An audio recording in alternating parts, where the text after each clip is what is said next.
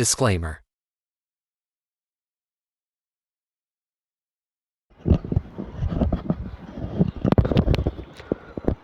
আসসালামু আলাইকুম এভরিওয়ান, আমি আবদুল্লাহ এনডিসি 26 ব্যাচের একজন স্টুডেন্ট।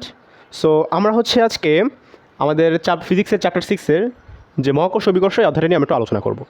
এখন এই অধ্যায়টা আলোচনার ক্ষেত্রে আমাদের প্রথমে কিছু বিষয় সম্পর্কে জানা লাগবে। ফার্স্ট অফ অল আমাদের যেহেতু অধ্যায়টা নাম মহাকর্ষ বিকর্ষ, সো প্রথমে এই মহাকর্ষ এবং অভিকর্ষ এই দুটো বিষয় বোঝা লাগবে।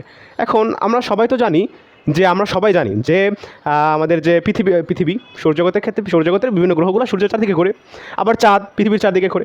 সো আমরা কি কখনো চিন্তা করছি যে এটা কেন ঘোরে? আচ্ছা, এটার কোশ্চেনটার অ্যান্সার অনেক ইজি। এটা হচ্ছে নর্মালি নিশ্চয়ই এই যে পৃথিবী বা চাঁদ, সূর্য বা পৃথিবী এদের ভিতরে মধ্যে নিশ্চয়ই কিছু একটা কাজ করতেছে, দেখি এটা ঘুরতেছে, নির্দিষ্ট কক্ষপথে ঘুরতেছে। এখন এটা কি? এটা হচ্ছে আমাদের একটা সংজ্ঞা অনুযায়ী যদি আমরা বলি যে মহাবিশ্বে বিদ্যমান যে কোনো দুটি বস্তুর ভিতরে যে আকর্ষণ বল কাজ করে, ওইটা হচ্ছে আমাদের মহাকর্ষ বল। তবে এই যে দুইটা বস্তুর ভিতরে যদি একটা বস্তু হয় পৃথিবী, অন্য বস্তুটা যা হোক, একটা বস্তু যদি হয় পৃথিবী, তাহলে সেটা হয়ে যাবে অভিকর্ষ বল। সো আমরা আজকে অভিকর্ষ বল বা গ্র্যাভিটেশন নিয়ে একটু আলোচনা করি। দেখো, ফার্স্ট অফ অল আমাদের যে নিউটন, আমাদের সম্মানিত বিজ্ঞানী নিউটন, তিনি আমাদের গ্র্যাভিটি নিয়ে একটা সূত্র দিছিল। সূত্রটা এরকম ছিল, আমি সূত্রটা প্রথমে তোমাদেরকে বলি যে মহাবিশ্বে অবস্থিত দুটি বস্তুর মধ্যবর্তী আকর্ষণ বল হবে উক্ত বস্তুদ্বয়ের ভরদ্বয়ের গুণফলের সমানুপাতিক, এবং ওই বস্তুদ্বয়ের যে কেন্দ্র, সে কেন্দ্রদ্বয়ের মধ্যবর্তী দূরত্বের বর্গের ব্যস্তানুপাতিক। এবং এই আকর্ষণ যে বলটা, এটা কাজ করবে কোথায়? এটা কাজ করবে আমাদের ওই যে বস্তুটির কেন্দ্র বরাবর কাজ করবে, ঠিক আছে? এখন আমরা তার যে বিবৃতি দিয়া সূত্রটা একটু আসার চেষ্টা করি। আমরা যদি প্রথমে দেখো আমাদের সূত্রে প্রথমে বলছে কি যে মহাবিশ্বের দুটি বস্তুর মধ্যবর্তী আকর্ষণ বল, সেটাকে আমরা ধরলাম এফ হচ্ছে বস্তুদ্বয়ের মধ্যবর্তী যে আকর্ষণ বল, বস্তুদ্বয়ের যে ভর, সেই ভরদ্বয়ের গুণফল, ঠিক আছে? এখন বস্তুদ্বয়ের ভরদ্বয়ের গুণফল, আমরা এটা সূত্র লেখার আগে একটা কাজ করি, ছবি দুটো আঁকেনি। দেখো, আমরা যদি ছবি আঁকতে চাই, এই ধরো একটা বস্তু আমাদের মহাবিশ্বে এবং এই আরেকটা বস্তু মহাবিশ্বে, ঠিক আছে? এখন বস্তু দুটা কেন্দ্র, এই দুইটা কেন্দ্র, এটার ভর ধরলাম আমি M1 M2।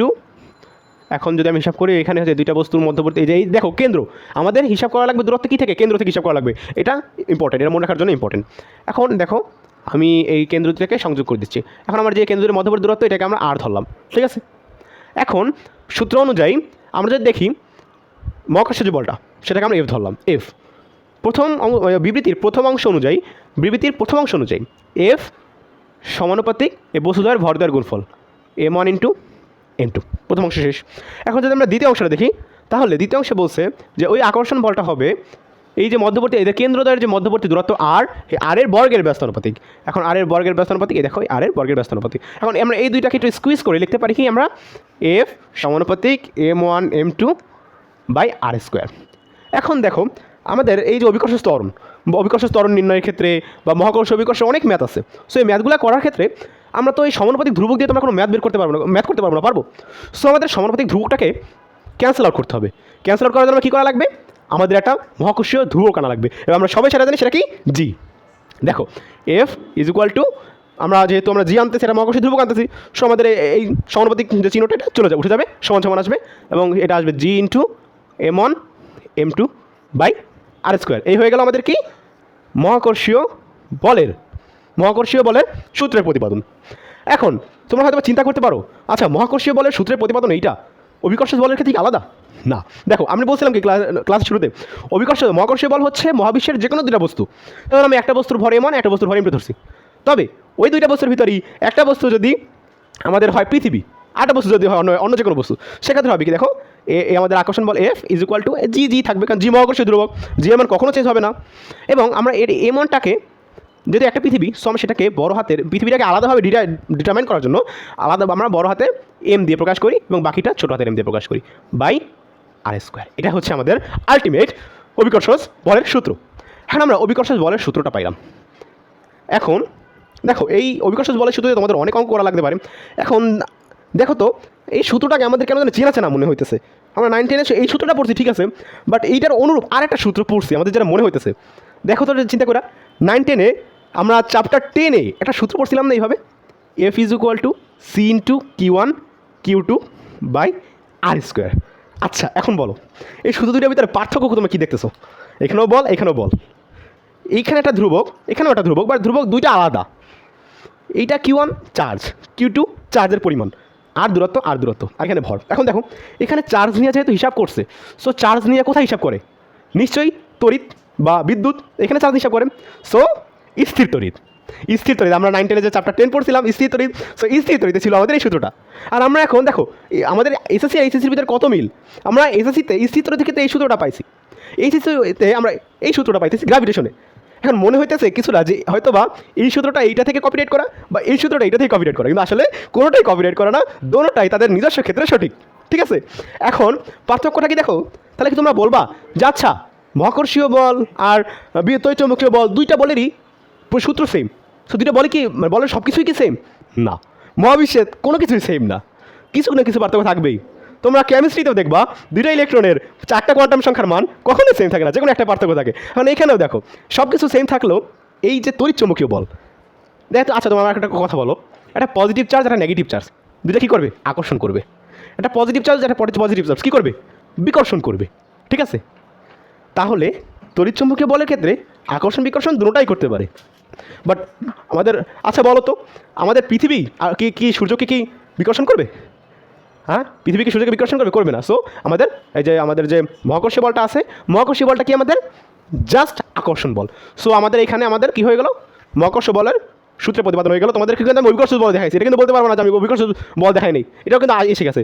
পার্থক্য কিছুই না, জাস্ট মহাকর্ষীয় বলের ক্ষেত্রে দুইটা বস্তু, মহাবিশ্বের যে কোনো দুইটা বস্তু তুমি আর আমি হইতে পারি, কোনো ম্যাটার করে না। বাট অভিকর্ষ বলের ক্ষেত্রে তুমি আর আমি কিন্তু হিসাবে আসবে না, তখন হিসাবে আসবে তুমি আর পৃথিবী, আমি আর পৃথিবী, এইটা হিসাবে আসবে। এখন আমাদের হচ্ছে মহাকর্ষীয় বলের সূত্রের প্রতিপাদন আমাদের শেষ।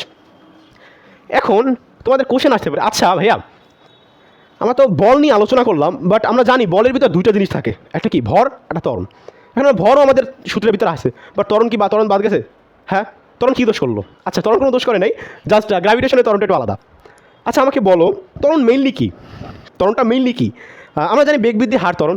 এখন ধরো তুমি একটা কাজ করলা, তুমি একটা বস্তুকে ধরো 10তলা বিল্ডিংয়ের উপর দিয়া ফালাই দিলা। আচ্ছা বস্তু না, ধরো তুমি অনন্ত জলিলকে 10তলা বিল্ডিং থেকে ফালাই দিলা। ঠিক আছে, অনন্ত জলিলকে না, এখানে অনন্ত জলিল ফ্যান থাকলে আমাকে মাফ করে দিও, আমি তাকে এই করতে চাই নাই, বাট জাস্ট আমি এক্সাম্পলের জন্য আনছি। এখন অনন্ত জলিলকে তুমি 10তলা বিল্ডিং থেকে ফালাই দিলা। এখন আচ্ছা তুমি এখানে ফালাই দিতেছো U=0 মিটার/সেকেন্ড বেগে ফালাই দিতেছো। ঠিক আছে, এখন সে মাটিতে কি 0 মিটার/সেকেন্ড বেগে এসে পড়বে? তাহলে তো তার ফালাই দিয়ে আমার কোনো লাভ হলো না, সে বাঁচিয়ে দেবে, কারণ তার ফালাইছো 0 মিটার/সেকেন্ড বেগে, মাটিতে এসে পড়ছে 0 মিটার/সেকেন্ড বেগে, নিশ্চয়ই বেগের চেঞ্জ হয়েছে। আচ্ছা বেগের যেহেতু চেঞ্জ হয়েছে তার মানে শিওর এখানে ত্বরণ আছে, আচ্ছা কিনা বলো? বেগের চেঞ্জ মানে ত্বরণ, বেগের চেঞ্জ হয়েছে মানে ত্বরণ। এখন বেগের চেঞ্জটা যদি মনে করো সমহারে বাড়ে সেটা সমত্বরণ হবে, আর যদি অসমভাবে বাড়ে সেটা অসমত্বরণ হবে, যেটা আমার কাছে ম্যাটার করে না। সো আমাদের এখানে বেগ বৃদ্ধির হারকে আমরা বলি ত্বরণ, বেগ বৃদ্ধির হারকে আমরা বলি ত্বরণ। তবে অভিকর্ষ বলের প্রভাবে যে বেগ বৃদ্ধিটা হয় সেটাকে আমরা বলবো অভিকর্ষ ত্বরণ। এখন আমরা অভিকর্ষ ত্বরণের সূত্র যদি আমরা আসতে চাই, অভিকর্ষ ত্বরণটা আমরা কীভাবে বের করবো? জাস্ট লাইক দ্যাট, আমরা এখানে হিসাব করে একটু আমরা এই জিনিসটা তো আমরা একটু আগে বের করলাম, এই জিনিসটা আমরা তো বের করলাম না, যে F=G(m)m বাই, এখানে আমরা ছোটো হাতের আর না দিয়া পৃথিবীকে সম্মান প্রদর্শনের জন্য আর পৃথিবীর ব্যাসার্ধ একটু বড় হাতের আর দিয়ে দিই, সুবিধা হবে। F=Gm/r²। এখন আমরা 9 10 আরেকটা সূত্র পড়ছিলাম, F=ma। কী পড়ছিলাম আমরা? F=ma। সো আমরা যদি এখানে যেহেতু আমরা অভিকর্ষ ত্বরণ নিয়ে কথা বলতেছি, সো এখানে হবে F=mg। সো এইখানে আমরা এটা mgও লিখতে পারি। এখন বলো তো, আচ্ছা এই ইফটা ক্যান্সেল করে দিলাম, এই এমটা কি বলো তো? পৃথিবীর ভর না কিন্তু, এটা কিন্তু বস্তুর ভর। ঠিক আছে, এখন আমাদের উভয় পক্ষ থেকে দেখো আমাদের চলে যাইতেছে, ক্যান্সেল আউট হয়ে যাইতেছে। সো আমরা আলটিমেটলি লিখতে পারতেছি কি G=Gm/r²। আচ্ছা আমাকে একটা কথা বলো তো, পৃথিবীর ভর কি চেঞ্জ হয়? তুমি কি পৃথিবীর ভর চেঞ্জ করতে পারবা না। জি এর মানও তুমি চেঞ্জ করতে পারবা না। সো জি আর এম দুটো কনস্ট্যান্ট। এখন জি আর এম যদি কনস্ট্যান্ট হয় তাহলে জি সমানুপাতিক 1/r²। তাহলে আমরা একটা আলটিমেট ইকুয়েশন আসলাম। এখানে তো আমরা এই যে জি নির্ণয়ের সূত্র পাইছি, এখানে এটা আমাদের একটু নোট ডাউন করতে হবে, বিকজ আমাদের ম্যাথ সলভের ক্ষেত্রে এই সূত্রটা Gm/r² সূত্র অনেক ইম্পর্টেন্ট। ম্যাথ সলভ প্লাস আমাদের সামনে আরেকটা টপিক আসতেছে পরিবর্তনশীলতা জি এর মান বা পৃথিবীর ভিন্ন ভিন্ন স্থানে জি এর মান নির্ণয়, ওই ক্ষেত্রে আমাদের ইকুয়েশনটা অনেক ইম্পর্টেন্ট। এবং আমরা এই জিনিসটা পেলাম যে এই যে দূরত্ব যত বাড়ে, মানে পৃথিবীর ব্যাসার্ধ বাড়লে জি এর মান কমে, ব্যাসার্ধ বাড়লে জি এর মান কমে। আচ্ছা তাহলে আমরা এই জিনিসটা কী করলাম? জি এর মানের ডেরিভেশন করলাম, ছোটোখাটো ডেরিভেশন। এখন আমরা পড়ব হচ্ছে জি এর মান কি সব জায়গায় সেম? আমাকে একটা কথা বলো তো, জি এর মান কি সব জায়গায় সেম? না, জি এর মান কিন্তু সব জায়গায় সেম না, ঠিক আছে। আচ্ছা, সো আমরা দেখছিলাম যে ওই সূত্র থেকে আমরা দেখছিলাম যে জি সমানুপাতিক 1/r², ঠিক আছে। এখন আমরা পৃথিবীর কথাটা চিন্তা করি তো। আচ্ছা, পৃথিবী কি একটা সুষম গোলক? না, পৃথিবী একটু চ্যাপ্টা। আমরা ছোটোবেলা থেকে পড়েছি কমলালেবুর মতো একটু চ্যাপ্টা পৃথিবী। সো পৃথিবীটা টাইপ অফ এইরকম, এই ডিমের মতো হয়ে গেছে, বাট একটু কনসিডার করো। ছবিটা অত ভালো হয় নাই, যাও। এই মানে এরকম চাপটা, পৃথিবী গোল না, এরকম চাপটা, এটাই পৃথিবীর কেন্দ্র যদি হয়। এই মনে করো ব্যাসার্ধ, এটা হবে পৃথিবীর ব্যাসার্ধ, ঠিক আছে। এটা হচ্ছে কি আমার বিষুবীয় অঞ্চল, এটা কি আমার বিষুবীয় অঞ্চল, আর এইটা হচ্ছে আমাদের মেরু অঞ্চল, মেরু অঞ্চল। আচ্ছা, এখন বলো তো, কেন্দ্র থেকে বিষুবীয় অঞ্চলের দূরত্ব বেশি নাকি কেন্দ্র থেকে মেরু অঞ্চলের দূরত্ব বেশি? বলো। শিওরলি কেন্দ্র থেকে বিষুবীয় অঞ্চলের দূরত্ব বেশি এবং কেন্দ্র থেকে মেরু অঞ্চলের দূরত্ব কম। সো আমরা বলতে পারি তার পৃথিবীর ক্ষেত্রে আমরা এই যে ব্যাসার্ধটা, মানে কেন্দ্র থেকে বিষুবীয় অঞ্চল, এটাকে আমরা বলতে পারি আর ম্যাক্স, সর্বোচ্চ ব্যাসার্ধ। আর এটা থেকে আমরা মেরু অঞ্চল পর্যন্ত ব্যাসার্ধকে বলতে পারি আর মিন বা সর্বনিম্ন ব্যাসার্ধ। আচ্ছা, আমরা এখানে দেখছিলাম জি সমানুপাতিক 1/r²। সো আর বাড়লে জি কমবে, আবার জি কমলে আর বাড়বে, ঠিক আছে। সো বিষুবীয় অঞ্চলে যেহেতু আর ম্যাক্স, বিষুবীয় অঞ্চলে আর ম্যাক্স, তাহলে এই বিষুবীয় অঞ্চলে কী হবে? জি মিনিমাম। বুঝছো বিষয়টা? আমরা এই যে সূত্র থেকে দেখেছি যে আমাদের বিষুবীয় আমাদের হচ্ছে যখন ওই যে অভিকর্ষের ত্বরণটা, এটা হচ্ছে দূরত্ব যদি বাড়ে অভিকর্ষের ত্বরণ কমে, আবার দূরত্ব যদি কমে অভিকর্ষের ত্বরণ তাহলে বাড়ে। সো আমরা দেখতেছি যে অবভিয়াসলি যে বিষুবীয় অঞ্চলে হচ্ছে আমাদের যে ব্যাসার্ধ, মানে পৃথিবীর যে ব্যাসার্ধ, পৃথিবীর ব্যাসার্ধ সবচেয়ে বেশি। তাহলে এই বিষুবীয় অঞ্চলে আমাদের জি এর মানটা সবচেয়ে কম, এবং এখানে জি এর মানটা আনুমানিক 9.7803 মিটার/সেকেন্ড স্কোয়ার, 9.07803। আর হচ্ছে আমাদের যে মেরু অঞ্চল, মেরু অঞ্চলে আমাদের আর মিনিমাম, মানে ব্যাসার্ধ সবচেয়ে কম, তাহলে জি এর মান সবচেয়ে বেশি। আর এখানে আমাদের জি এর মানটা approximately G is equal to, মানে G max equal to 9.81 metre per second square, 9.81 না 9.832 মিটার/সেকেন্ড স্কোয়ার। সো এটা তোমরা নিশ্চয়ই পার্থক্য দেখতেছো, এটা কম এটা বেশি। এটা হচ্ছে নর্মালি জি। আচ্ছা, আমরা এই জিনিসটা দেখলাম যে জি সমানুপাতিক 1/r², মানে কি আমাদের অভিকর্ষ ত্বরণটা হচ্ছে আমাদের এই যে পৃথিবীর ব্যাসার্ধ, পৃথিবীর ব্যাসার্ধের বর্গের ব্যস্তানুপাতিক। আচ্ছা, আমরা এই জিনিসটাকে আমরা পাশে রাখলাম, ঠিক আছে। এই জিনিসটা আমরা একটু পাশে রাখলাম। আচ্ছা, আমরা এই জিনিসটাকে একটু মুছে দিই। দেখো এখন, আচ্ছা, আমরা এখানে যখন জি এর যখন সূত্রটা এইটা যখন আসছিলাম, তখন আমরা লিখছিলাম G is equal to G m/r², ঠিক আছে। এখন আমরা এই সূত্রকে একটু মডিফাই করতে পারি না? দেখো তো একটু, এটা যদি আমি লিখি G is equal to G into M, আমরা জানি কি, আমরা জানি rho is equal two m/v, তাহলে আমাদের এম ইজ ইকুয়াল টু হচ্ছে আমাদের rho V, M is equal to rho V, সহজ কথা। সো আমরা এখানে লিখতে পারি জি ইন্টু রো v/r²। নতুন একটা জিনিস আমাদের দেখানোর জন্য আমি এটা করতেছি, জাস্ট দেখো একটু। এটা প্রত্যেকটা লাইন তো বুঝতে পারতেছো আমি এটা সেকেন্ড লাইনে কী করলাম, জাস্ট আমাদের নর্মাল ইজি জিনিস যে আমরা এম থেকে রো ভি আনলাম। এখন জি ইজ ইকুয়াল টু রো, এখন ভি হচ্ছে পৃথিবীর আয়তন। সো পৃথিবীর আয়তন যদি আমরা সুষম গোলক চিন্তা করবো, হ্যাঁ তুমি বলতে পারো যে ভাইয়া একবার বললা যে পৃথিবী সুষম গোলক না, পৃথিবী হচ্ছে কমলালেবুর মতো চ্যাপ্টা, আবার এখন আবার এই সূত্রের সময় বলতেছো যে পৃথিবী হচ্ছে কি সুষম গোলক। এখন দেখো বিষয়টা কি, চ্যাপ্টা যে কমলালেবুর মতো যে সারফেস, সেই সারফেসের আয়তন বের করার যে সূত্র সেটা একটু জটিল, এবং সেটা আমাদের এইচএসসির পার্টে এই জিনিসটা নাই। সো আমরা করি কি, নর্মালি পৃথিবীকে আমরা একটা সুষম গোলক বিবেচনা করেই তার আয়তন বের করি। এই আয়তনে অত বেশি পার্থক্য হয় না দেখে আমরা এটা অত বিবেচনা আনি না। সো আপাতত আমরা জাস্ট আমাদের ক্যালকুলেশনের জন্য আমাদের পৃথিবীকে আমরা সুষম গোলক ধরবো, ঠিক আছে। পৃথিবীকে অলওয়েজ ক্যালকুলেশনের জন্য সুষম গোলক ধরবো। সুষম গোলক যদি ধরি, আচ্ছা সুষম গোলকের আমাদের যে আয়তন নির্ণয় সূত্রটা আমাদের কী ছিল? ভি ইজ ইকুয়াল টু, দেখো 4/3 পাই r³ এর পৃথিবীর ব্যাসার্ধ আর। সো আমরা যদি এখানেই বইটা বসাই, রো জি ইন্টু রো, ভি এর পরিবর্তে 4/3 পাই r³, আর নিচে আমাদের আছে ভাগ হিসাবে r²। সো এটা আমাদের আসবে আলটিমেটলি কী আসবে? r², এখানে r³ আছে, এখানে আসবে 4/3 জি রো আর, এটা আমাদের আলটিমেটলি আসতেছে। এখন ভাইরা একটা জিনিস দেখার কথা, আমাদের এখানে জি ইজ ইকুয়াল টু আসছে কি 4/3 ভি রো আর। আচ্ছা, এখন বলো তো এইখানে যে আমরা সূত্রটা বের করলাম, এই সূত্রের প্রসেসে কি আমাদের কোনো ভুল আছে? বলো। কোনো ভুল নাই কিন্তু।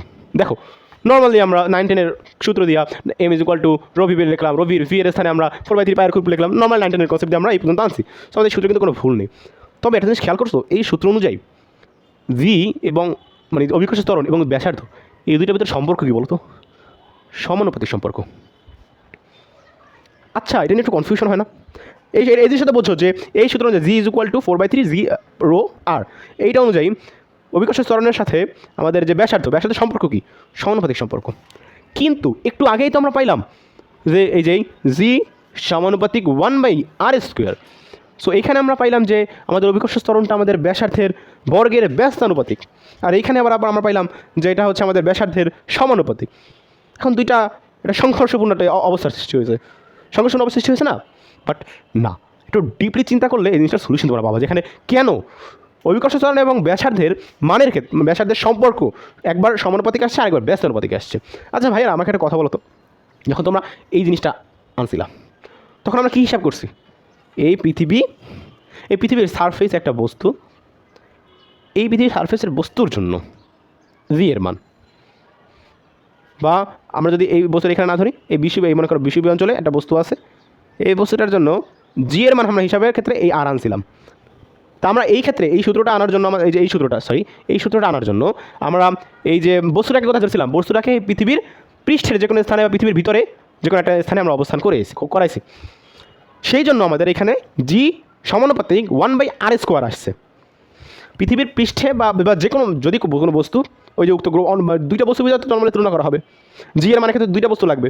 সো একটা বস্তু যদি একটা বস্তুর পৃষ্ঠে থাকে এবং তার অভ্যন্তরে থাকে, তবে সেক্ষেত্রে আমরা এটা ইউজ করবো। তখন সেক্ষেত্রে সম্পর্ক এটা যে ওই যে বস্তুটা, ছোটো বস্তুটা, সেইটা বড় বস্তুর যত মনে করো বড় বস্তুর সাথে তার আরের মান যত কমবে, জি এর মান তত বাড়বে। যেটা আমরা একটু আগে পৃথিবীর ক্ষেত্রে দেখছি যে বিষুবীয় অঞ্চলে আমাদের আরের মান সবচেয়ে বেশি হওয়ার কারণে আমাদের জি এর মান সবচেয়ে কম হয়েছে, আর মেরু অঞ্চলে আরের মান সবচেয়ে কম হওয়ার কারণে জি এর মান সবচেয়ে বেশি হয়েছে। সো এই জিনিসটা আমরা তখন করবো। আর আমি যে এইমাত্র যে বিষয়টা লিখলাম জি সমানুপাতিক আর, এইটা আসছে কী হয় আমাকে বলো তো একটু। জি সমানুপাতিক আর আসছে, আচ্ছা ধরো তো আমরা যদি দুইটা গ্রহ বিবেচনা করি, ধরো এই একটা গ্রহ, এটা বললাম এটা আর্থ, এই একটা গ্রহ যেটা হচ্ছে আমার বৃহস্পতি, না শনি ধরলাম, শনি এটা পৃথিবীর চাইতে শনি গ্রহ ছোট হয়ে গেছে। আচ্ছা না, শনি না, এটাকে আমরা ধরলাম মঙ্গল, ঠিক আছে, মার্স, এটা আমাদের মঙ্গল গ্রহ, ঠিক আছে। এখন দেখো তো এইখানে আমাদের কেন্দ্র, এই হচ্ছে আমার পৃথিবীর ব্যাস আর এই আমাদের কেন্দ্র, এই হচ্ছে আমাদের মঙ্গল গ্রহের ব্যাস আর এই হচ্ছে কি মনে করো পৃথিবীর রো দেওয়া আছে, রো এখানে মঙ্গল গ্রহের রো দেওয়া আছে, রো এগুলো সব ইনফরমেশনগুলো সব দেওয়া আছে। এখন আচ্ছা বলো তো, এখন এই দুইটা বস্তুর কেন্দ্র সংযোজককারী এই দূরত্বটা হচ্ছে আমাদের কী বলো তো, এই যে বস্তু দুটাকে কেন্দ্র সংযোগ করছে, দূরত্বটা হচ্ছে কি আমাদের আর। আচ্ছা এখন বলো, এখন এই ক্ষেত্রে আমাদের বস্তুর ভর তো দুইটা আলাদা আলাদা, এর ক্ষেত্রে আমাদের জি এর মান বিবেচনায় আনতে চাই, তখন আমাদের জি ইজ ইকুয়াল টু কী ব্যবহার করা লাগবে আমাদের 4/3 জি রো আর, এবং এখানে আমাদের আসবে জি সমানুপাতিক আর ইন্টু রো। কারণ দুইটা আমাদের যে দুইটা গ্রহের জন্য আমাদের কিন্তু রো এর মান আলাদা, আর এর মানও আলাদা আমাদের। সো রো আর এর মান আলাদা। সো আমাদের দুইটা গ্রহের ক্ষেত্রে আমাদের এই যে অভিকর্ষ ত্বরণ বা জি এর মানটা আমাদের এদের যে আর বা ব্যাসার্ধ বা এদের ঘনত্বের উপর ডিপেন্ড করে, ঠিক আছে। এখন আমাকে এটা বলো তো, নর্মালি এই সূত্রটা ইউজ করা হয় দুইটা গ্রহ বা দুইটা বস্তুর অভিকর্ষ ত্বরণের তুলনার জন্য, দুইটা বস্তুর অভিকর্ষ ত্বরণের তুলনার জন্য, বা দুইটা গ্রহের অভিকর্ষ ত্বরণের তুলনার জন্য। আচ্ছা বলো তো, পৃথিবীর অভিকর্ষ ত্বরণ কত? নর্মালি আমরা যেটা হিসেবে ধরি পৃথিবীর ক্ষেত্রে জি এর মান হচ্ছে জি আর্থ ইজ ইকুয়াল টু 9.8 আমরা ধরি সবসময়, ঠিক আছে, 9.8 মিটার/সেকেন্ড ধরি। আচ্ছা আমরা একটা কথা বলো তো, পৃথিবীর আমরা আর এই জিনিসটা জানি যে পৃথিবীর যে ব্যাস সেটা হচ্ছে গিয়া মঙ্গলের ব্যাসের চেয়ে বেশি। এখন পৃথিবীর ব্যাস মঙ্গলের ব্যাসের চেয়ে বেশি, আবার পৃথিবীর যে ঘনত্ব, মঙ্গলের ঘনত্বের চেয়েও বেশি, পৃথিবীর ঘনত্ব আমাদের মঙ্গলের ঘনত্বের চেয়েও বেশি। সো দেখো পৃথিবীর আমাদের তাহলে এই ক্ষেত্রে জি এর মানটা ডিপেন্ড করবে কিসের উপরে? বস্তুর ভর মানে বস্তুর ঘনত্ব এবং যে তার যে ব্যাসার্ধ, এই দুটো গুণফলের উপর। তাহলে যেই বস্তুর ভর বা যেই বস্তুর ঘনত্ব এবং ব্যাসার্ধের গুণফল বেশি, সেই বস্তুর ত্বরণ বেশি। আচ্ছা আমরা জিনিসটা জাস্টিফাই করি একটু। দেখো পৃথিবীর ভর বেশি, পৃথিবীর ঘনত্ব বেশি, তাহলে পৃথিবীর ভরও বেশি, পৃথিবীর ঘনত্ব বেশি, তাহলে পৃথিবীর ভর আর ঘনত্বের গুণফলও মঙ্গল গ্রহের চেয়ে বেশি। তাহলে পৃথিবীর ভর পৃথিবীর ব্যাসার্ধ বেশি আর পৃথিবীর ঘনত্ব বেশি। সো পৃথিবীর ঘনত্ব আর ব্যাসার্ধের গুণফলও বেশি। সো পৃথিবীর ঘনত্ব আর ব্যাসার্ধের গুণফল যদি বেশি হয় তাহলে পৃথিবীর জি এর মানও বেশি হবে। অন দ্য আদার হ্যান্ড মঙ্গল গ্রহ বা এটা মনে করো একটা নতুন আবিষ্কৃত একটা গ্রহ, এই গ্রহের ভর কম, মানে এই গ্রহের ঘনত্ব কম, ব্যাসার্ধ কম পৃথিবীর থেকে। সো অবভিয়াসলি ঘনত্ব কম, ব্যাসার্ধ কম, তাহলে এই দুইটা গ্রহের ঘনত্ব এবং ব্যাসার্ধের গুণফলও কম। সো এই দুইটা গ্রহের জি এর মানও কম। তো আমরা আসতে পারছি যে কেন এখানে জি সমানুপাতিক, এখানে আমাদের অভিকর্ষ ত্বরণ এবং আর এর ব্যাসার্ধের যে ওই ব্যাসার্ধ অভিকর্ষ ত্বরণ আর ব্যাসের মধ্যে সম্পর্ক কি সমানুপাতিক সম্পর্ক, আর এখানে আমাদের অভিকর্ষ ত্বরণ আর এর মধ্যে সম্পর্কটা হচ্ছে আমাদের ব্যস্ত অনুপাতিক সম্পর্ক। এবার তো একটা কনক্লুশন আসছি কেন এটা হয়েছে, ঠিক আছে। এখন আমরা নর্মালি এই কনসেপ্টটা আমরা একটু বুঝলাম। এখন আমরা একটা আলাদা একটা কনসেপ্টে যাই, যেটা একটু মুছে ফেললাম।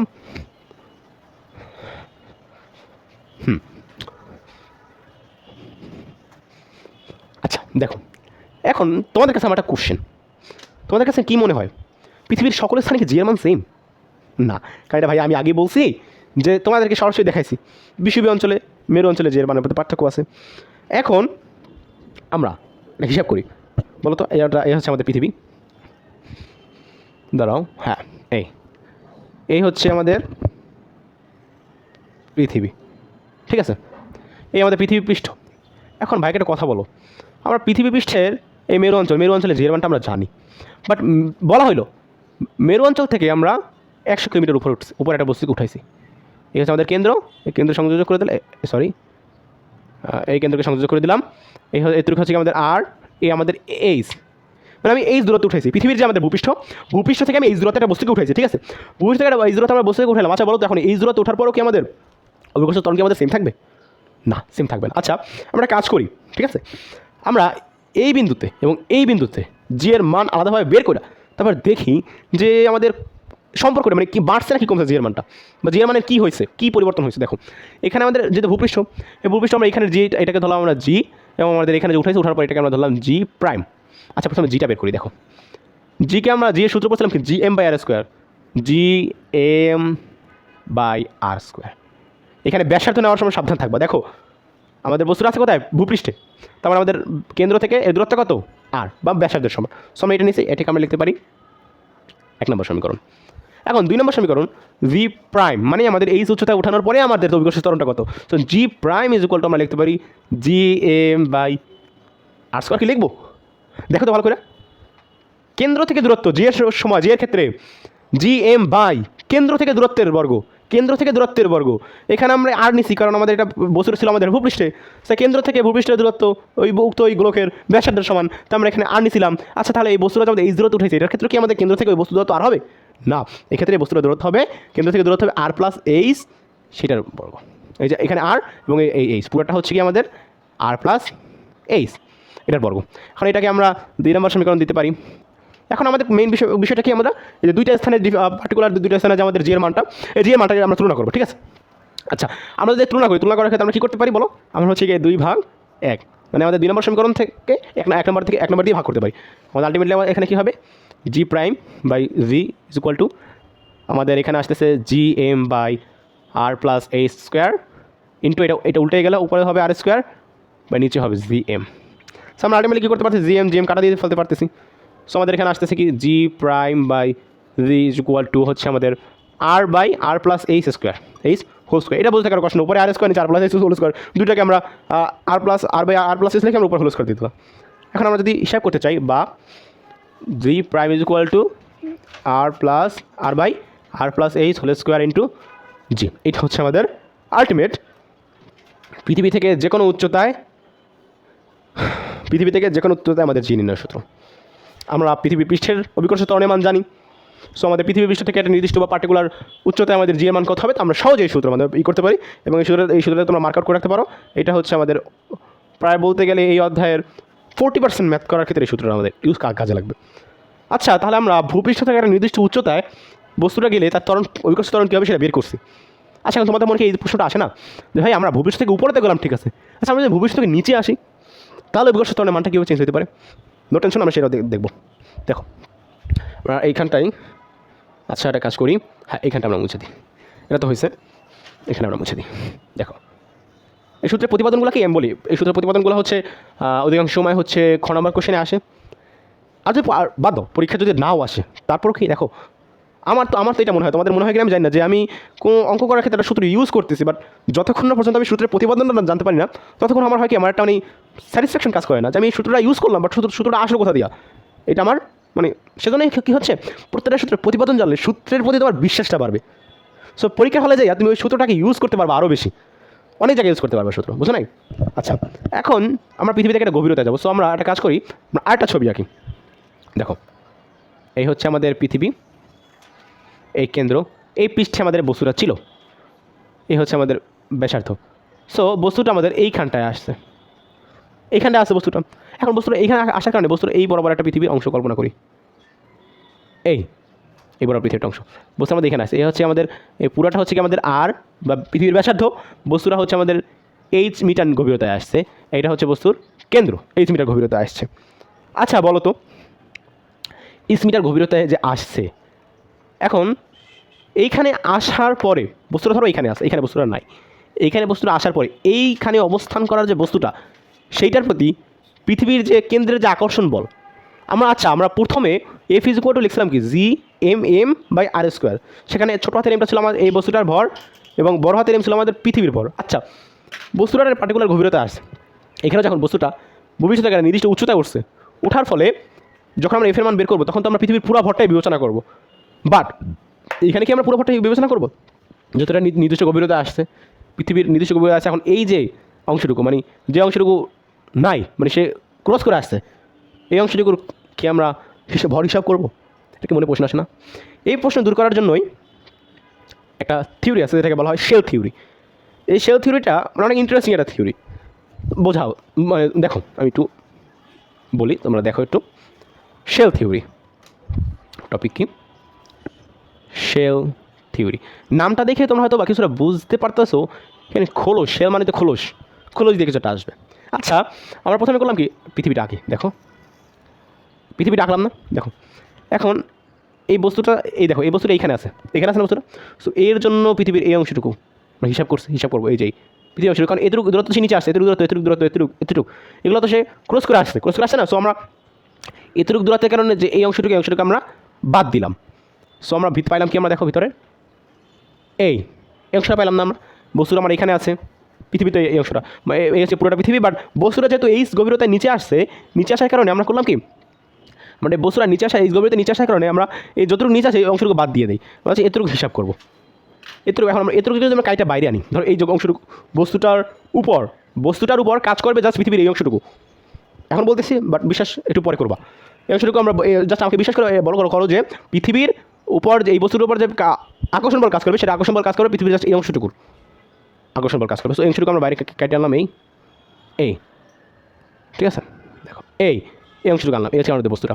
সো এই অংশটা কাটে আনলে দেখো কী হয়, আলটিমেটলি এই অংশটা আমাদের বাদ, এই যে আমরা কাটে আনছি। সো আমাদের থাকবে এই জাস্ট একটা রিংয়ের মতো থাকবে, এই অংশটা আমাদের পৃথিবী, এই পৃথিবী এই অংশটা পুরোটা ফাঁপা। সো আমাদের এইখানে বস্তুটা ছিল না।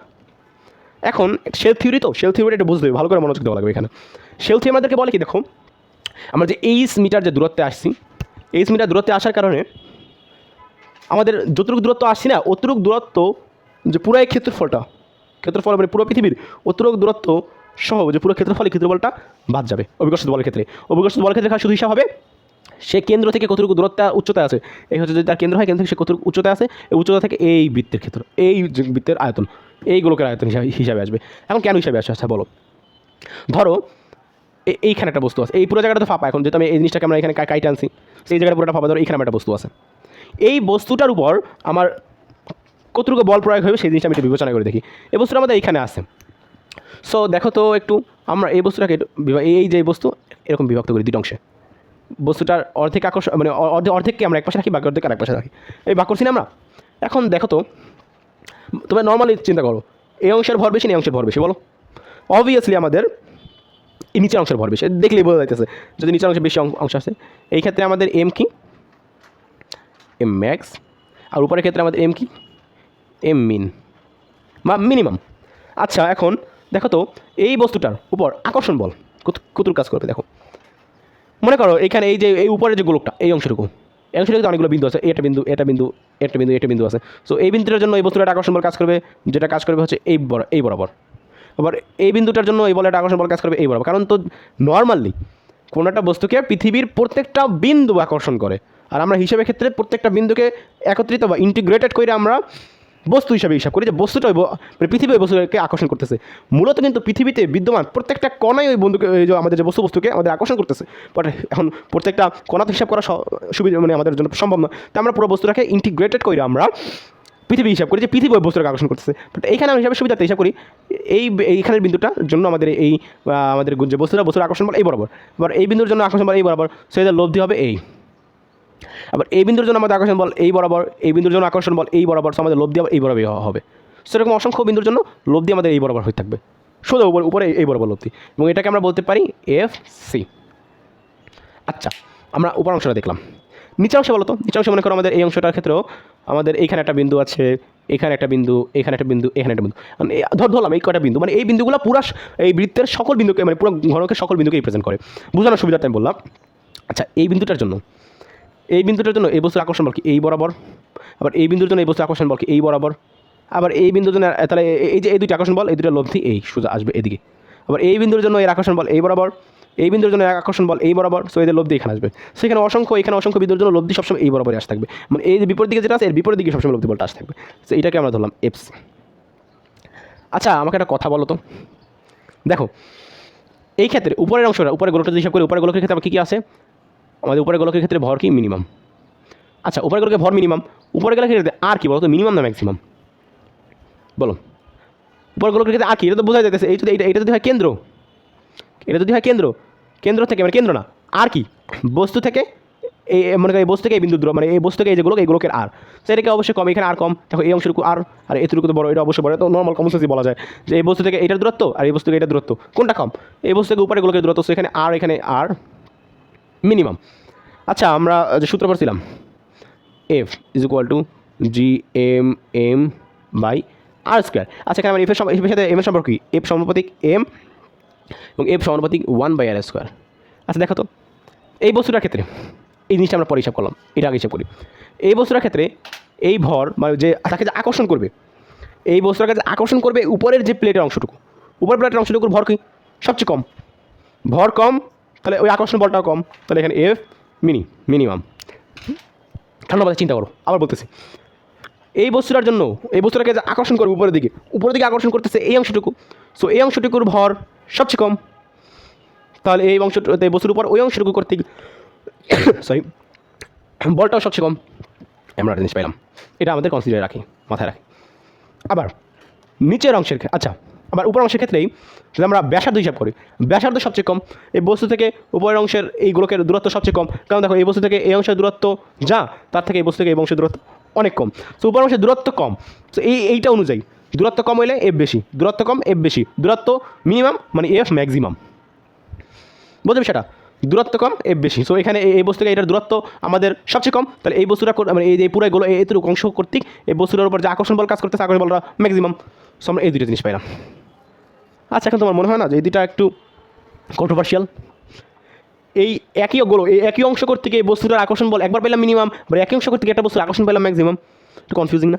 সেম ওয়েতে আবার যদি আমরা এইটার ক্ষেত্রে হিসাব করি, এটার ক্ষেত্রে দেখা যাবে আমাদের M হচ্ছে ম্যাক্সিমাম, আর আমাদের আর হচ্ছে আরও ম্যাক্সিমাম, মানে এইটার ক্ষেত্রে দেখো নিচের অংশটা ভর বেশি, সো এটা অবভিয়াসলি M ম্যাক্সিমাম, আবার এই বস্তু থেকে নিচের এটা দূরত্ব বেশি, সো এক্ষেত্রে আরও ম্যাক্সিমাম পাইতেছি, সো এক্ষেত্রে যদি হিসাব করি যে M ম্যাক্সিমাম, M বড় F বড়, M maximum F maximum, sorry, আবার এক্ষেত্রে আর ছোটো তো F ছোটো, F বড়, আর ছোটো F বড়, আর সবচেয়ে বড়, সো F সবচেয়ে ছোটো, আর ছোটো হলে F বড় হবে, আর বড় হলে F ছোটো হবে, সো আর যদি সবচেয়ে বেশি হয় তো F সবচেয়ে কম হবে, মিনিমাম।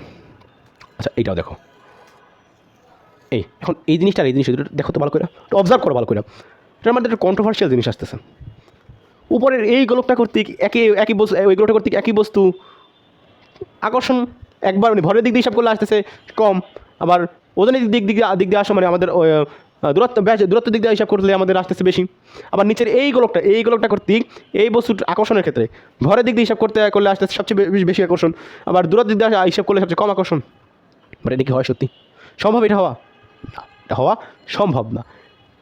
দেখো, এটা ম্যাক্স, এটা মিন, এটা ম্যাক্স, এটা মিন, সো এখানে হয়েছে কি জানো, এখানে এই F মিন F ম্যাক্স এবং এখানে F ম্যাক্স F মিন দুটাকে ক্যান্সেল আউট করে মেনলি এই যে এই গোলকটা না, এই গোলকটার জন্য বস্তুর কোনো আকর্ষণ বলই কাজ করবে না। এই জিনিসটা তোমরা হয়তো কেউ প্রথম বোঝো নাই, বাট এই জিনিসটা তোমরা ভালো করে নিজেরা অবজার্ভ করবা এবং এই লেকচারটা আরেকবার আমার এই অংশটা দেখবা। এই বরাবর একটা বল কাজ করতেছে না, আমি আরেকবার দেখি, এই বরাবর কাজ করতেছে আমাদের এই যে F ম্যাক্স F মিন দুটোটাই আসতেছে, আবার নিচে বরাবর একটা আকর্ষণ কাজ করতেছে, এই ক্ষেত্রে আমাদের F ম্যাক্স F মিন দুটোটাই আসতেছে। সো তা এই বস্তুটার ক্ষেত্রে এই উপরের দিকে FC, নিচের দিকে FC, তোমরা সেম হওয়ার কারণে এই F ম্যাক্স এবং F মিন দুইটা মিক্স হইয়া মানে আমাদের কাটাকাটি হয়ে শূন্য হয়ে যাবে। তাই এই বস্তু কর্তৃক এই বস্তু যেটা পার্টিকুলার দূরত্বে এসে পড়ছে, সো এই বস্তু কর্তৃক ওই যে দূরত্বর যতটুকু অংশ পৃথিবীর গোল, ওই অংশটুকু আমাদের ওই বস্তুটার জি এর মান বের করার ক্ষেত্রে বাদ যাবে। সো বলতে পারো তাহলে জি এর মান বাদ গেলে আমরা বুঝবো কীভাবে যে কতটুকু অংশ বাদ যায়। তবে ইজি, ওই জায়গাটা মুসলাম তোমাদের ওই সূত্রটা দেখানোর জন্য। শেল থিওরি তাহলে বোঝা গেল, শেল থিওরি অনুযায়ী একটা বস্তু যতটুকু দূরত্বের নিচে আসবে, পৃথিবীর যত গভীরতায় আসবে, ওই গভীরতার ওই অংশটুকু পৃথিবীর ওই অংশটুকু ভর আমাদের হিসাব থেকে বাদ চলে যাবে। ঠিক আছে, আচ্ছা এখন যদি আমরা দেখি এটা কীভাবে আমরা হিসাব করবো বলো। আচ্ছা আমরা যদি লিখি দেখো জি, হ্যাঁ, G is equal to G M by R square, ঠিক আছে না, G M by R square. আচ্ছা এখন যদি আমরা এটা বের করতে চাই, মানে পৃথিবী থেকে নির্দিষ্ট গভীরতা গেলে জির মান কীভাবে হবে, সো আমরা পৃথিবীটাকে আগে একবার আঁকি। এই হয় পৃথিবী, এই বস্তুটা এইখান থেকে এই কাছে কেন্দ্র, তো এই যদি আমরা ব্যাসার্ধ হিসাব করি, এই বস্তুটা হচ্ছে আমাদের এই যে ভূপৃষ্ঠ থেকে আমাদের কেন্দ্র বরাবর মনে করো এইখানে আসতেছে, ঠিক আছে, এখানে আসতে বস্তুটা। সো আমাদের এই পুরা এইটুকু দূরত্ব হচ্ছে আমাদের আর, এইটুকু কাছে এই গভীরতা আসছে। আমরা এই অংশ শেল থিওরি অনুযায়ী আমরা জাস্ট এই অংশটুকু আমরা হিসাবে আনতেছি, ঠিক আছে, শেল থিওরি হিসাবে এটুকু হিসাব করবো। এই বস্তুটা ভূপৃষ্ঠ থেকে এই দূরত্বে নিচে নামার পরে এই বস্তুর উপর আকর্ষণ বল পুরো পৃথিবীর ভর, এই বস্তুটাকে পুরো পৃথিবীর ভর তখন বিবেচনায় আসবে না, তখন বিবেচনা আসবে জাস্ট এই বস্তুটা যে দূরত্বে নিচে নামে আসছে, ওই দূরত্বের পরে কেন্দ্র থেকে যতটুকু দূরত্ব বাকি থাকবে, ওই দূরত্ব যেই গোলক বা গোলক তৈরি করবে, সেই গোলকের অভিকর্ষ স্তর, সেই গোলক দিয়ে হিসাব হবে। সো আমরা এই দূরত্বে নিচে আসছি। সো আমরা G is equal to G M by R square, আবার G prime is equal to G M by, যেহেতু এখানে পুরোটা আর আসছে এইচ, সো কেন্দ্র থেকে এতটুকু দূরত্ব কত, আর মাইনাস এইচ, সো এটা আমাদের আসতেছে আর মাইনাস এইচ হোল স্কোয়ার, ঠিক আছে। এখন আমাদের এখানে বলতো আমাকে এটা কি ঠিক আছে লেখা, এবার তো আমি শেল থিওরি যে দেখালাম, শেল থিওরি অনুযায়ী কি লেখাটা ঠিক আছে, এই দূরত্বে আমি নিচে নামছি, এমাত্র বললাম কি এই দূরত্বে নিচে নামার পরে বস্তুটার উপর কি পৃথিবীর পুরো ভরটাই কি কাজ করবে না, যতটুকু নিচে নেমে আসে এই অংশটুকুর ভর, এই যে এই অংশটুকু, এটা তো বাদ চলে যাবে, কাজ করবে জাস্ট এই অংশটুকু, জাস্ট কাজ করবে কতটুকু, এই যে এই অংশটুকুর ভরটা জাস্ট কাজ করবে আমাদের। সো এই অংশটুকুর ভরের জন্য আমরা কী করবো, জাস্ট ডিসকাশনে এখানে আমরা সরি এম প্রাইম দিয়ে দিলাম, ঠিক আছে। এখন আমরা একটু আগে দেখছিলাম যে রো ইজ ইকুয়াল টু কি এম বাই ভি, বা M is equal to rho V, আর পৃথিবীকে যেটা আমরা একটা গোলক হিসাব করছি, সব এখানে লিখছিলাম V is equal to 4/3 pi R cube rho. So আমরা জাস্ট এই জিনিসটা করে দেবো, বেশি কিছু না, জাস্ট এটা বসাই দেবো আমরা। কীভাবে বসাই দেবো আমরা, দেখো এই জি এর জায়গায় জি থাকবে, এম এর তাহলে আমাদের হবে কি এই যে এই জিনিসটা 4/3 pi R cube rho by R square. So এটা আমরা আলটিমেটলি কী হবে, আর স্কোয়ার এখানে আর কিউব আছে, সো এখানে আমাদের আলটিমেটলি হবে 4/3 জি পাই আর রো। এটাকে আমরা ধরলাম 1 নম্বর সমীকরণ। এইটাকে যদি আমরা হিসাব করি, দেখো সেম জিনিস, G is equal G into M prime বলতেছি, M prime, M is equal to লিখছি 4/3 পাই আর কিউব। দেখো পৃথিবীর বস্তুর নিচে আসার কারণে পাইয়ের মান তো চেঞ্জ হয় নাই, পাইয়ের মান তো বস্তু নিচে নামলো 3.146, উপরে হলো 3.146। রো এর মান, তুমি তো পৃথিবীর একটা বস্তুকে মাটির ভিতরে গভীরতা ঢোকানোর ফলে পৃথিবীর ঘনত্ব তো চেঞ্জ করতে পারবে না, আর রো দুইটাই সেম। সো এমকে চেঞ্জ করতে হইলে মেন কোনটা চেঞ্জ হবে, আর তাই আর এর পরিবর্তে আমাদের কীভাবে বসাতে হবে, আর মাইনাস এইচ। বুঝছো, আমরা ভালো করে জিনিসটা বোঝার চেষ্টা করো। আমরা বস্তুটা পার্টিকুলার দূরত্বে নামার পরে আমরা ওই বস্তুটার ক্ষেত্রে জি এর মান বের করার জন্য যে এমটা ব্যবহার করবো, এমটা কতটুকু, শেল থিওরি অনুযায়ী কতটুকু, যেটুকু দূরত্ব নেমে আসছে অতটুকু দূরত্বের জন্য পৃথিবীর যেই ভরটা এই সেটা বাদ যাবে। সো আমরা হিসাব কতটুকু, কেন্দ্র থেকে যতটুকু দূরত্ব থাকবে, মানে আর মাইনাস এইচ দূরত্বের জন্য যে পৃথিবীর ভরটুকু কেন্দ্র থেকে আর মাইনাস দূরত্ব পর্যন্ত পৃথিবীর ভরটুকু ওইটা জাস্ট হিসাবে আসবে। সো আমাদের এখানে জাস্ট আর ক্ষেত্রে আর মাইনাস এইচটা বসে দিতে হবে, নর্মাল জিনিস জি ইন্টু এখানে 4/3 pi R minus H cube rho, নিচে হচ্ছে আমাদের R minus H whole square. So এটাকে তো সেম একই জিনিস আসতেছে আমাদের, দেখো কী আসতেছে আমাদের 4/3 G pi R minus H rho. এটাকে আমরা 2 নম্বর সমীকরণ দিই। ঠান্ডা মাথায় চিন্তা করতে হবে, আর কিছুই না, গ্র্যাভিটেশন অনেক ইজি একটা কনসেপ্ট, ঠান্ডা মাথায় চিন্তা করলে এগুলো কিছুই না, জাস্ট এই জিনিসটা মাথায় রাখবা। ভূপৃষ্ঠ থেকে যখন উপরে উঠছিল, ভূপৃষ্ঠ থেকে উপরে ওঠার সময় তো আমাদের এমের মান চেঞ্জ হবে না পৃথিবীর, তবে ভূপৃষ্ঠ থেকে গভীরতায় গেছো, নির্দিষ্ট গভীরতা কেন্দ্রের দিকে যাইতেছো, সো সেক্ষেত্রে এমের মান চেঞ্জ হবে।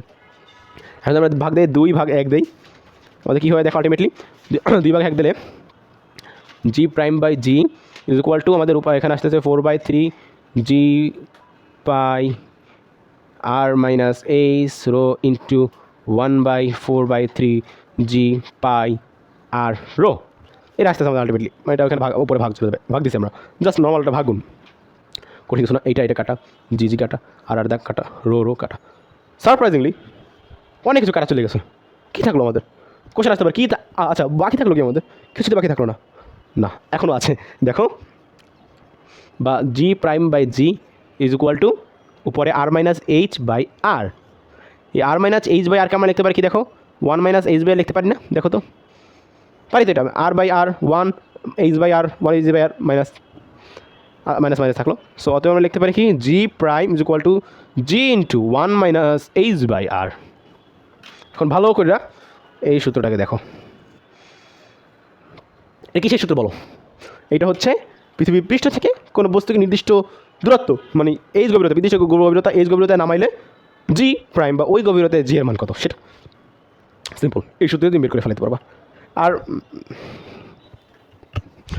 আর যদি পৃথিবী থেকে নির্দিষ্ট দূরত্বে ওঠে, দুটো সূত্র পাশাপাশি লিখে দিই। আর এই পৃথিবীর নির্দিষ্ট দূরত্ব উঠলে আমাদের সূত্র হবে কি? G prime is equal to কী দেখছিলাম আমরা, বলো? G prime is equal to আমাদের পেয়েছিলাম R by R by H whole square into G. এই দেখো, এই দুটো সূত্র অনেক ইম্পর্ট্যান্ট ম্যাথ করার ক্ষেত্রে। এরকম অনেক ম্যাথ আসবে, মনে করো দেখবা কি প্রশ্ন ব্যাংক খোলো বা টেস্ট পেপার খোলো বা বোর্ড অ্যাডমিশনের ক্ষেত্রে এইসব কোশ্চেন আসে, তখন দেখবা কি স্যাটেলাইট দিয়া পৃথিবীর এক পাশ দিয়ে আরেক পাশে গেছে, গভীরে গেছে, মাইন্ড খননের ক্ষেত্রে নিচে গেছে, অনেক কনসেপ্টে অনেক ম্যাথ থাকবে, বাট মূলে জাস্ট এই দুইটা সূত্র। তুমি জাস্ট কোশ্চেনটা পড়া অ্যানালাইসিস করতে পারো যে কী হইতেছে মেনলি, এই সূত্র দুইটা ইউজ করলে তোমার অ্যান্সার বের হয়ে যাবে, এরপর আর কিছু নাই। ঠিক আছে? সো আমরা হচ্ছে এতক্ষণ ধরে কী পড়ছে? এতক্ষণ ধরে হচ্ছে আমরা জিয়ের মানে পৃথিবীর পৃষ্ঠ থেকে, ভূপৃষ্ঠ থেকে একটা নির্দিষ্ট হাইটে এবং ভূপৃষ্ঠ থেকে একটা নির্দিষ্ট গভীরতায় আমরা জিয়ের মানটা বের করছি। এখন তোমাকে বলা হলো যে আমাদের একটা বস্তু ঢাকায় রাখা আছে আর একটা বস্তু রাজশাহীতে রাখা আছে। আচ্ছা, দুটো বস্তুর ক্ষেত্রে কি আমাদের জিয়ের মান কি সেম হবে? এইটা সেম হবে কি না, এই জিনিসটার জন্য আমরা একটু কিছু ডেরিভেশন করব। সো ফার্স্ট অফ অল আমরা জানি, আমরা নর্মালি কেন্দ্রমুখী বল এবং কেন্দ্র বিমুখী বল সম্পর্কে একটু পরিচিত আছে। তবে আমার অপিনিয়ন অনুযায়ী কেন্দ্র বিমুখী বল বলতে কোনো বল নেই, এটা জাস্ট একটা সুডো ফোর্স। এটা জাস্ট কেন্দ্রমুখী বলটাকে রিপ্রেজেন্ট করার জন্য তার কেন্দ্র বিমুখী বল হিসেবে একটা বলকে তার ইমাজিন করে দিয়েছে। দ্যাটস জাস্ট অ্যান ইমাজিনেশন, এটা কোনো রিয়েল ফোর্স না। তারপর আমরা কেন্দ্র বিমুখী বলটা দিয়ে হচ্ছে আমরা এই সূত্র ডেরিভেশন করবো, বিকজ এইটা একটু ইজি। ঠিক আছে? এখন দেখো, আমরা যদি ওইভাবে ডেরিভেশন করতে চাই, ফার্স্ট অফ অল আমি আগে থেকে একটা বৃত্ত মানে বৃত্ত বলতে জাস্ট ইমাজিন এটা পৃথিবী। ঠিক আছে? সো পৃথিবীর এইখানে মনে করো ঢাকা, এখানে একটা বস্তু আছে। সো আমরা সবাই 9-10 যারা আমাদের বর্ষাটে স্ক্যাম মানে সমাজ বই পড়ছো, তারা নিশ্চয়ই অক্ষাংশ বা দ্রাঘিমাংশ সম্পর্কে জানো। বিশেষ করে 3 অধ্যায় দ্রাঘিমাংশ সম্পর্কে জানো। সো কোনো একটা বস্তু কেন্দ্রের সাথে, এই যে বিষুবীয় রেখা বরাবর কেন্দ্রের সাথে যত কোণ উৎপন্ন করে, এই কোণটা হচ্ছে কি আমাদের অক্ষাংশ। আর নর্মালি আমাদের জি এর মান নির্ণয়ের ক্ষেত্রে অক্ষাংশটা ইম্পর্টেন্ট। ধরো এই বস্তুটা এইখানে আছে, এখন এই হচ্ছে আমাদের বিষুব রেখাটা, এবং এই বিষুব রেখার সাথে এই যে বস্তুটা সেটা হচ্ছে কি আমরা ধরে নিলাম ল্যামডা কোণ উৎপন্ন করে। ঠিক আছে? ল্যামডা কোণ যদি এখন উৎপন্ন করে, এখন আমাদের কিছু জিনিস হিসাব করতে হবে। একেবারে ক্লাসের শুরুতে বলছিলাম যে কোনো বস্তুর উপর অভিকর্ষ যে বলটা সেটা পৃথিবীর কেন্দ্র বরাবর ক্রিয়া করে। সো এই বস্তুটার অভিকর্ষ বল কি? এমজি। নর্মালি এর এমজি। সো এমজিটা কাজ করবে কোন বরাবর? এই যে কেন্দ্র, এই কেন্দ্র বরাবর কাজ করবে এর এমজি। এই দেখো এমজি। এখন আমাকে বলো তো, পৃথিবী কি পশ্চিম থেকে পূর্ব দিকে ঘোরে না? পৃথিবী এই যে পশ্চিম থেকে পূর্ব দিকে এদিকে ঘুরতেছে, এদিকে ঘোরার যেতে ঘুরতেছে। সো পৃথিবী এই দেখো, এই যদি পৃথিবী হয় এইভাবে ঘুরতেছে, এইভাবে জাস্ট আমাদের লাইক দ্যাট, এইভাবে ঘুরতেছে। সো এটার সারফেসে যদি একটা বস্তু থাকে, সো বস্তুটা তো এইভাবে ঘুরবে। এই পৃথিবীটা ধরো এই যে পৃথিবীটা হচ্ছে এইভাবে ঘুরতেছে। সো এর সারফেসে যদি একটা বস্তু থাকে, সেই বস্তুটার গুণন কল্পনা করো, সেটা তো পৃথিবীর সাথে এইভাবে। সো এইটা যদি বস্তু হয়, সেই বস্তুটা এই যে অক্ষ বরাবর, এই যে অক্ষ বরাবর এইভাবে ঘুরতে থাকবে। ঠিক আছে?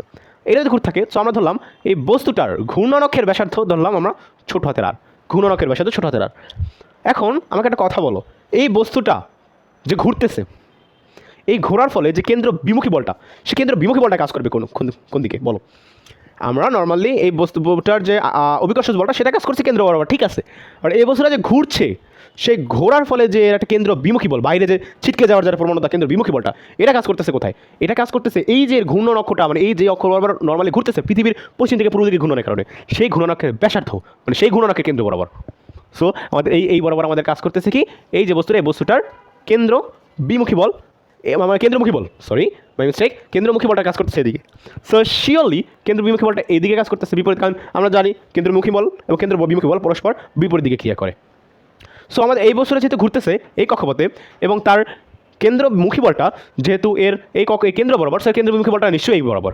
এখন আমাদের একটা জিনিস চিন্তা করো তুমি, আমাদের যে বস্তুটা ঘুরতেছে, এই বস্তুটার ওজন কি এমজি হবে? না, এই বস্তুটার ওজন এমজি হবে না। এই যে বাহিরের দিকে যেটা ফোর্স কাজ করতেছে, বাইরে দিকে ছিটকে যাওয়ার যে প্রবণতা কাজ করতেছে, এই প্রবণতার কারণে এমজির মানটা কমে যাবে, মানে এমজির তার উপর কাজ করবে না। যেমন এখানে আমার বাইরের দিকে আমাদের কাজ করতেছে ধরো এফসি। এখন আমরা নর্মালি যারা ভেক্টর অধ্যায় পড়েছো তারা জানো দুইটা ভেক্টর আছে মনে করো, এই বরাবর একটা ভেক্টর, এই বরাবর একটা ভেক্টর, সাপোজ এই দুইটা ভেক্টর আছে। এখন এই দুইটা ভেক্টর হিসাব নিকাশ আমরা এই দুইটা ভেক্টর লব্ধি নির্ণয়ের ক্ষেত্রে আমাদের অ্যাঙ্গেল লাগবে। বাট দুইটা ভেক্টরকে যদি আমরা সরাসরি সিম্পলিফাই করতে চাই, দুইটা ভেক্টরকে পরস্পর বিপরীত দিকে এইভাবে যদি সমান্তরালভাবে রাখতে পারি, বিপরীতভাবে লম্বা এইভাবে বিপরীতভাবে রাখতে পারি, তাহলে আমাদের লব্ধি করাটা সহজভাবে বুঝছো। দেখো এই দিক বরাবর এমজি, সো আমরা দেখি যে এফসি, এই এমজি এর বিপরীত দিকে এফসি এর একটা উপাংশ যদি আমরা বিবেচনা করি, তাহলে বাকি অংশটাকে এই 90 ডিগ্রি অ্যাঙ্গেলের দিকে, কি না বলো? এই বরাবর এই যদি হয় এফসি, এখন আমার এমজি যেহেতু এইদিকে, এখন আমার সব কিছু হিসাব করতে হবে এমজির সাথে, কারণ এইটা হচ্ছে গুণনক, ঠিক আছে, গুণনকের বিপরীত দিকে কিন্তু বিমুখী বল কাজ করছে, ঠিক আছে। বাট আমার যেহেতু এই বস্তুটার জি এর মান বের করতে হবে, সো সেক্ষেত্রে আমার পৃথিবীর যে আকর্ষণ বলটা, এই আকর্ষণ বলটার সাথে হিসাব করতে হবে। সো পৃথিবীর যে আকর্ষণ বল কাজ করতেছে কেন্দ্রের দিকে, সো এর ঠিক বিপরীত দিকে আমার এই যে এফসি বা কেন্দ্র বিমুখী যে বলটা, সে কেন্দ্র বিমুখী বলের আমাদের একটা উপাংশ আনতে হবে। দেখো এখানে আমি এটা দিচ্ছি কি ল্যামডা, ভালো করে দেখো তো, এই রেখাটা, এই যে এই রেখাটা সমান্তরাল না? এই দুইটা রেখা যদি সমান্তরাল হয়, এই তাদের ছেদক, তাহলে এই কোণটা ল্যামডা হইলে এই কোণটাও ল্যামডা, কমন সেন্স। এই দুইটা রেখা সমান্তরাল হয় এবং এইটা যদি পুরোটা ছেদক হয়, এটা ল্যামডা হলে এটাও ল্যামডা হবে। এখন এটা যদি ল্যামডা হয়, সো তাহলে এইটা কী হবে? এফসি কজ ল্যামডা, এটা আমরা ভেক্টর অধ্যায়ে পড়ে আসছি, এবং এফসি সাইন ল্যামডা, এটা বাকিটা। এখন তোমাদের আগে বলে রাখি, ফিজিক্সের যে কোনো চ্যাপ্টারই ভেক্টরটা না ইম্পর্টেন্ট। সো এই সব ম্যাথ করার আগে ভেক্টরটা ঠিকমতো পড়ে আসতে হবে। সো আমাদের এমজির বিপরীত দিকে যেটা সেটা হচ্ছে এফসি কজ ল্যামডা, আর এদিকে হচ্ছে এফসি সাইন ল্যামডা। সো আপাতত আমরা এফসি সাইন ল্যামডাকে কনসিডার না করি, এটা আপাতত কোনো কাজে আসতেছে না, বিকজ এই যে এমজি, মানে এই দেখো এই যে বস্তুটার কিন্তু এমজি ওজন অনুভব করবে না, সে কিন্তু এমজির থেকে একটু কম ওজন অনুভব করবে। কেন কম ওজন অনুভব করবে?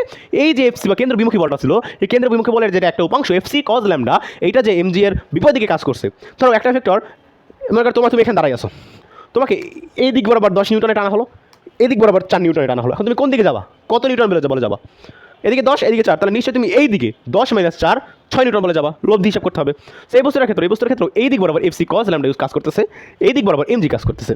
তুমি কোন দিকে যাবা? তুমি অবভিয়াসলি এই দুইটা লব্ধি বরাবর যাবা। এখন নর্মালি সেটা হিসাবে চিন্তা করো, এই বস্তুটা কি বাইরে ছিটকে যাইতেছে? বাইরে ছিটকে পড়ে যাচ্ছে না, তাহলে নিশ্চয়ই এমজির মানটা একটু অবভিয়াসলি বড়। সো আমরা যদি এখন নতুন যে তার ওজনটা, মেইন যে ওজন এম জি প্রাইম, এম তো সেম, জিটা জাস্ট চেঞ্জ হয়েছে, তো এম জি প্রাইমকে আমরা কী লিখতে পারি বলো? এম জি প্রাইমকে লিখতে পারি এই এম জি যেহেতু বড়, M G minus FC cos lambda, FC cos lambda. এইটা তো হয়তো তোমরা এই পর্যন্ত তোমরা ক্লিয়ার। এম জি প্রাইম মানে তার উপর যে কার্যরত ওজন, এই বস্তুর উপর কার্যরত ওজন হচ্ছে এম জি, মানে এই কেন্দ্র বরাবর যে আকর্ষণ বল, অভিকর্ষজ যে বল, সেই অভিকর্ষজ বল মাইনাস বাইরের দিকে ছুটে যাওয়ার যে একটা প্রবণতা কেন্দ্র বিমুখী বল, সেইটা। সো এটা আমি লিখতে পারি। এখন দেখো তোমরা যারা নিউটনিয়ান মেকানিক্সে পড়েছো, ওইখানে আমরা একটা সূত্র পড়েছিলাম, দেখো তো মনে পড়ে কিনা, দেখো এই সূত্রটা মনে পড়ে কিনা, F C is equal to M omega square R, সূত্র মনে পড়ে কিনা দেখো তো। এই বস্তুর ক্ষেত্রে এফ সি বা কেন্দ্র বিমুখী বল হচ্ছে এম, মানে এই বস্তুর ওজন, ইন্টু ওমেগা, মানে এই বস্তুটা যেই কৌণিক বেগে ঘুরতেছে। আচ্ছা বলো তো এই বস্তুটা কোন কৌণিক বেগে ঘুরতেছে বলো তো? পৃথিবী যে কৌণিক বেগে ঘুরতেছে, বস্তুরা সেই কৌণিক বেগে ঘুরতেছে, কারণ বস্তুরা পৃথিবীর সাথে সবচেয়ে যুক্ত। সো বস্তুরা যে কৌণিক বেগে ঘুরতেছে, মানে পৃথিবী যে কৌণিক বেগে ঘুরতেছে, বস্তুরা সেই কৌণিক বেগে ঘুরতেছে, সো এই ওমেগা পৃথিবীর ওমেগার সমান, এটা হিসাব শেষ। এখন বলতো আরটা কী বলো তো?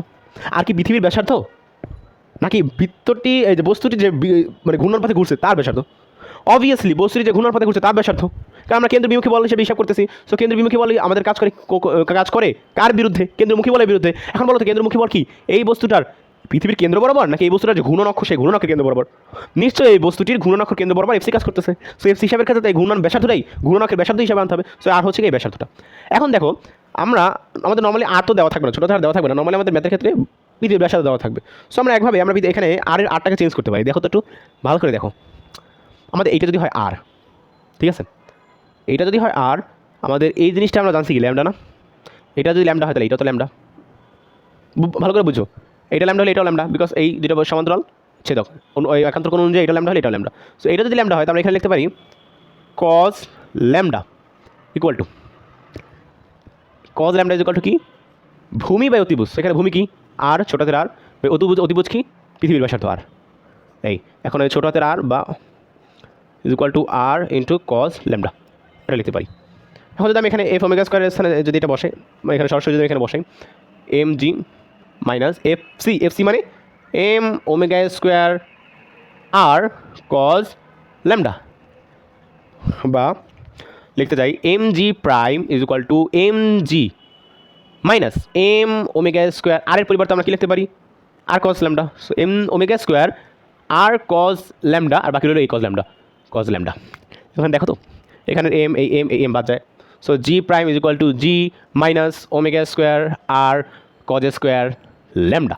সো দ্যাটস আওয়ার মানে টোটাল মানে মেইন যে সূত্র এটা, G prime is equal to G minus omega square R cos square lambda, এটা সূত্র। আচ্ছা, এই সূত্রটা দেখা আমরা একটু মেরু অঞ্চল এবং বিষুবীয় অঞ্চলের জি এর মান কেমন হয় তো দেখার চেষ্টা করি, দেখি আমরা বলি সূত্রটা ঠিক আছে কিনা, সত্যি ঠিক আছে কিনা সূত্রটা। আচ্ছা, আমরা জানি কি মেরু অঞ্চলে পৃথিবীর ব্যাসার্ধ সবচেয়ে কম। এই ছবিটা হিসাব করো না, পৃথিবী আমি প্রথমে বলছি যে পৃথিবীর চাপটা। সো মেরু অঞ্চলে আমাদের পৃথিবীর ব্যাসার্ধ সবচেয়ে কম, তাহলে জি এর মান হবে কি সবচেয়ে বেশি, কারণ আমরা সূত্র যা জানছি যে জি হচ্ছে ওই যে দূরত্বের বর্গের ব্যাসানুপাতিক, জি সমান 1/r², দূরত্বের বর্গের ব্যাসানুপাতিক। সো মেরু অঞ্চলের ক্ষেত্রে জি সবচেয়ে কম, লিখে রাখি এখানে। মেরু অঞ্চলের ক্ষেত্রে G minimum my mistake, G maximum.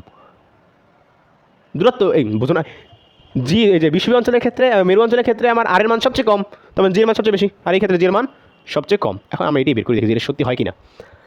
G prime মেরু অঞ্চলের হিসাব করি, মেরু অঞ্চলের ক্ষেত্রে যদি আমরা হিসাব করি জি প্রাইম মেরু অঞ্চলের ক্ষেত্রে, যে মেরু অঞ্চলের ক্ষেত্রে G prime is equal to G minus omega square R cos, এক্ষেত্রে কী বলো তো না, এই যে এই রেখাটা যদি এরকম চলে যায় 90 ডিগ্রি কোনো অ্যাঙ্গেল হবে না, মেরু অঞ্চলের সাথে 90 ডিগ্রি কোনো অ্যাঙ্গেল উৎপন্ন করে।